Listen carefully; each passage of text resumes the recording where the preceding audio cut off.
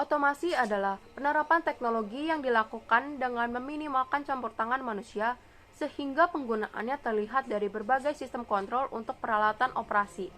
Sedangkan perakitan adalah proses penyusunan dan penyatuan bagian komponen menjadi alat atau mesin dengan fungsi tertentu.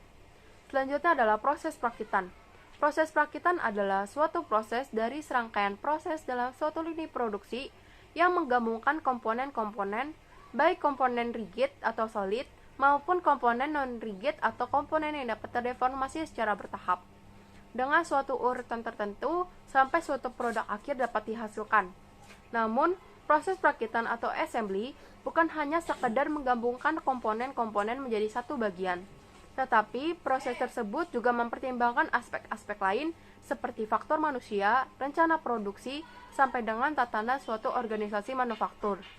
Dan yang terakhir adalah proses perakitan atau assembly automation yang secara umum merupakan aplikasi robotika, perangkat lunak, data digital, dan rekayasa desain pabrik pada proses manufaktur untuk meminimalkan kebutuhan tenaga kerja manual sambil memaksimalkan efisiensi, keamanan, dan keluaran.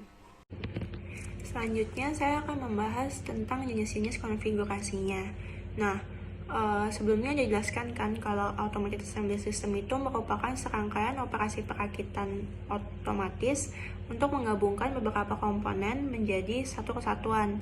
Nah, menurut Groover pada tahun 2015, sejumlah konfigurasi sistem automated assembly system dibagi menjadi 4. Yang pertama itu ada yang namanya inline assembly system atau inline assembly machine. Nah, inline assembly system ini merupakan sistem yang paling umum digunakan oleh industri-industri, di mana komponen utamanya berjalan pada jalur lurus. Jadi produk hanya akan berjalan pada jalur lurus dari satu workstation ke workstation lainnya. Yang kedua ada yang disebut dengan dial type assembly machine, di mana komponen utamanya ditaruh di tengah meja bulat yang dikelilingi dengan stasiun kerja. Yang ketiga ada yang disebut dengan carousel assembly system yang merupakan kombinasi antara dial type dan inline assembly system. Dan yang terakhir ada yang namanya single station assembly machine, di mana semua komponen dirakit pada satu stasiun kerja.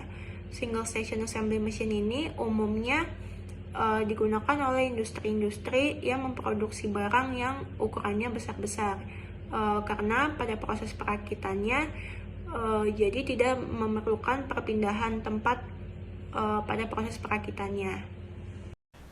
Selanjutnya, saya akan menjelaskan mengenai komponen-komponen yang ada pada mesin assembly dan juga saya akan menjelaskan juga fungsinya. Jadi yang pertama itu ada hopper. Hopper merupakan wadah tempat komponen dimuat di workstation. Kemudian hopper terpisah digunakan untuk setiap jenis komponen. Selanjutnya yang kedua ada part feeder. Jadi part feeder ini merupakan alat mekanisme yang memindahkan komponen dari hopper satu secara satu persatu yang nanti akan dikirim kepada kepala pengerjaan perakitan. Kemudian ada hopper dan feeder. Bagian sering digabungkan menjadi satu mekanisme operasi. Selanjutnya ada yang ketiga ada selektor and or orientor, merupakan alat sistem pengiriman yang berfungsi untuk menetapkan orientasi komponen yang tepat untuk kepala pekerjaan perakitan. Selanjutnya ada selektor. Selektor adalah perangkat yang bertindak sebagai filter yang hanya mengizinkan bagian dalam orientasi yang benar untuk dilewati. Jadi kalau salah akan dikembalikan ke hopper lagi. Kemudian orientor ini adalah perangkat yang memungkinkan bagian yang berorientasi dengan benar untuk melewati dan berorientasi bagian yang awalnya tidak berorientasi dengan benar. Selanjutnya yang keempat, komponen keempat ada feed track. Jadi ini adalah alat untuk memindahkan komponen dari hopper dan feeder ke lokasi kepala pekerjaan perakitan. Kemudian tugasnya juga menjaga orientasi komponen yang benar selama transfer. Ada dua kategori umum. Jadi yang pertama ada gravitasi dan yang kedua ada power. Selanjutnya komponen kelima ada escapement and placement device, merupakan escapement. Removes komponen dari feed track pada interval waktu yang konsisten dengan waktu siklus. Kemudian sedangkan kalau placement device secara fisik menempatkan komponen di lokasi yang benar di workstation, yang utama itu di workstation untuk operasi perakitan. Jadi elemen-elemen ini kadang sering digabungkan menjadi satu mekanisme operasi tunggal.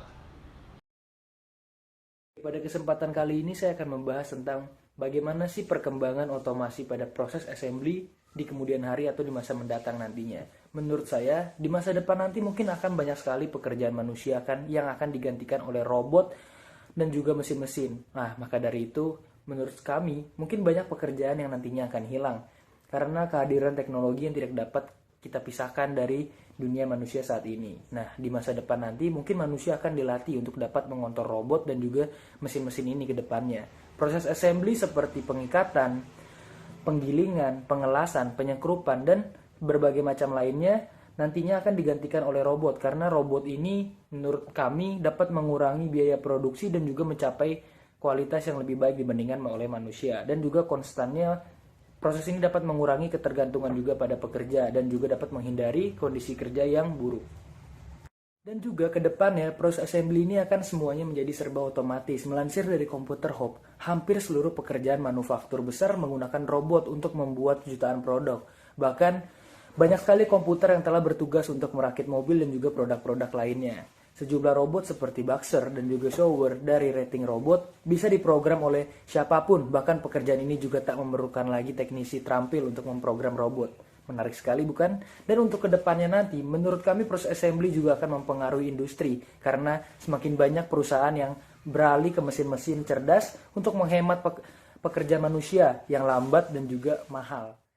Yang kami ambil, menurut kami perakitan di masa depan nantinya akan menggunakan kecerdasan buatan yang kita sebut dengan AI atau biasa kita kenal dengan Artificial Intelligence, yaitu robot untuk melakukan perakitan. Karena robot ini dapat bekerja tanpa mengenal lelah sehingga dapat mengurangi tekanan atas upah secara besar-besaran karena mesin ini dapat mengerjakan tugas-tugas berat. Contoh penerapan dari proses perakitan otomatis yang terbaru adalah perakitan pesawat Boeing. Boeing Co. merupakan perusahaan pembuat pesawat Boeing mulai menggunakan sistem otomatis baru untuk membuat panel sayap pesawat 737. Sistem robot yang disebut panel assembly line berfungsi untuk mengebor lubang dan memasang paku keling untuk sayap-sayap pesawat yang diproduksi Boeing. Panel assembly line ini menggantikan mesin generasi lama yang digunakan untuk mengebor panel, tapi menyisakan tugas pada pekerja untuk memasang paku keling. Proses ini seringkali mengakibatkan luka dan cacat untuk para pekerja. PAL didesain untuk mengurangi pekerja yang terluka hingga setengahnya, mengurangi kecacatan pekerja hingga 66% dan mengurangi waktu produksi hingga 33%. Sistem otomatis ini sudah lama ditunggu karena pabrik pesawat 737 mencakup 2/3 pesawat yang dibuat Boeing dan PAL akan membantu perusahaan meningkatkan jumlah produksinya. Untuk kesimpulannya, menurut kelompok kami, otomasi pada proses assembly merupakan kegiatan perakitan yang memanfaatkan mesin-mesin yang bekerja secara otomatis dalam melakukan proses-proses perakitan untuk menggabungkan beberapa komponen menjadi satu. Di mana menurut kami otomasi assembly ini dilakukan untuk dapat meningkatkan produktivitas dan juga dapat mengurangi biaya yang berhubungan dengan penggunaan tenaga kerja manusia. Otomasi assembly juga dapat membantu meningkatkan kualitas dan juga fleksibilitas dalam proses pembuatan atau proses produksi perusahaan. Karena proses perakitan pada otomasi assembly ini sudah menggunakan mesin yang memiliki persentase kesalahan yang sangat minim atau kecil, yaitu sebesar 0,001%. Sedangkan biasanya jika melakukan perakitan secara manual, biasanya tingkat kesalahan merakitnya yaitu sampai dengan 1% hingga 1,5%. Untuk kesimpulan akhirnya, menurut kami proses assembly ini kedepannya akan menjadi serba otomatis karena seperti yang kita tahu hampir seluruh pekerjaan manufaktur besar menggunakan robot untuk membuat jutaan produk. Bahkan otomasi assembly ini sudah mulai diterapkan pada kehidupan kita tanpa kita sadari. Contohnya seperti perakitan motor, perakitan mobil, dan yang paling baru terakhir adalah perakitan pesawat Boeing. Sekian kesimpulan dari kelompok kami. Terima kasih.